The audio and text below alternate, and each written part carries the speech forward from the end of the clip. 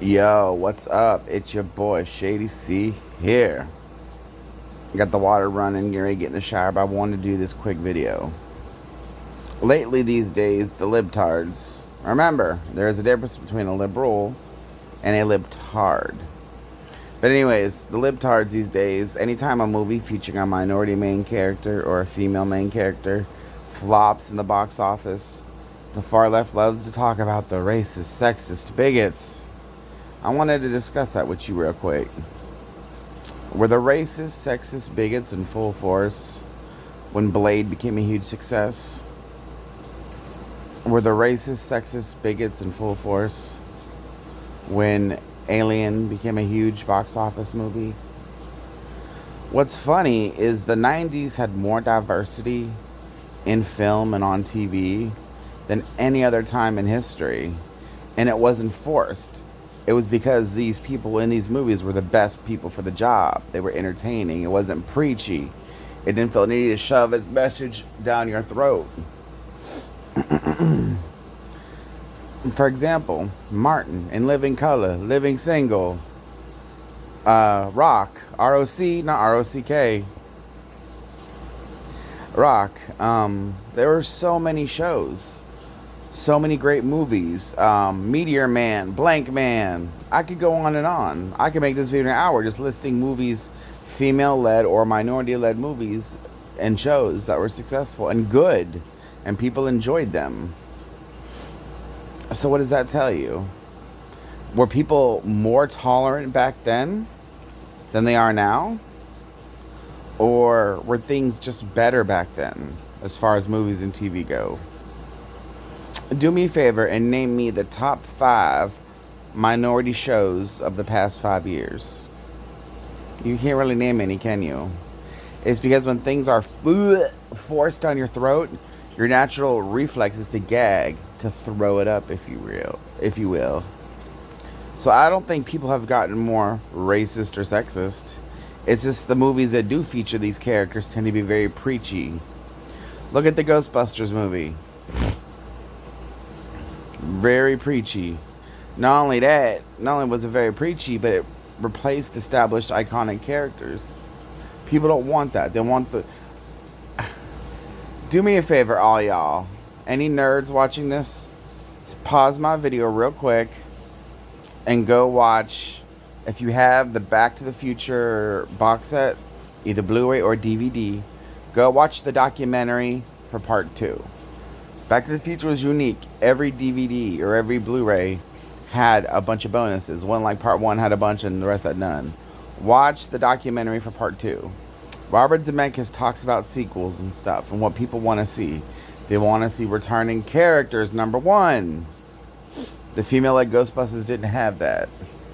Now, there's a decent shot that the female-led Ghostbusters may have been successful had the story been... The original Ghostbusters started off. We don't see any of the new ones. And then over time, they start to build a new Ghostbusters. And then the female characters come into it, make it charming and witty, not preachy. Don't play the "I have a vagina, I'm as good as you" card. It annoys people. People don't want to see that. So, do I think people turn away from female-led or minority-led movies? Absolutely not. If they're good, they gotta be good. That's the thing. You can't just throw an African-American actor or a vagina out there and be like, oh, you gotta see this movie. Look who's in it. They got a vagina. They're a person of color. Let's think about Django. Django did amazing, and that was only a few years ago. So if we take the 90s, which had the most diverse movies and TV shows than in any other time in human history, and we go back just a few years ago, we got movies like Django. Hell, Snakes on a Plane did well. Snakes on a Plane! Minority-led movies, Samuel L. Jackson. These movies are doing well when they're entertaining. Even the cheesiness of Snakes on the Plane, it came off well. These movies and shows do good.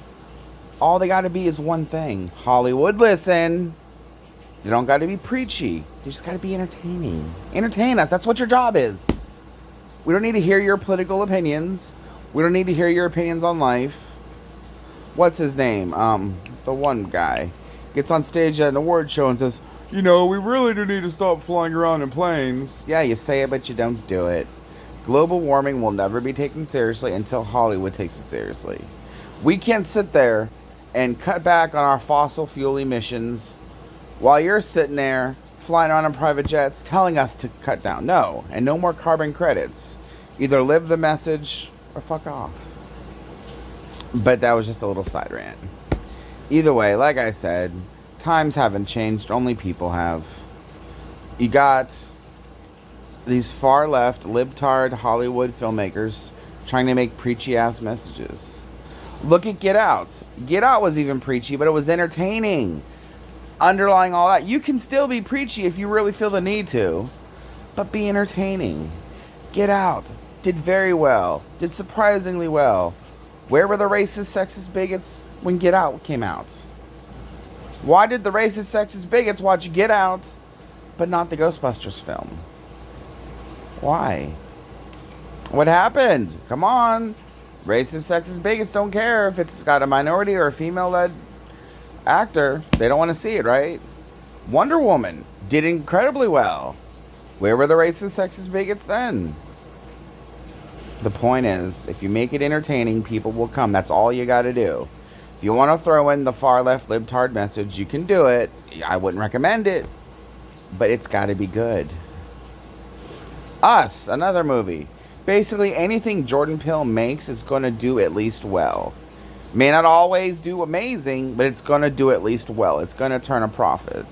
Because the man has a message. We don't always agree with the message itself, but the movie is entertaining. Follow Jordan Peele's example. If you need to preach and throw things up in everyone's face, make it entertaining. You can do it. Come on, Hollywood. You've done it before, and I believe in you. We're screwed.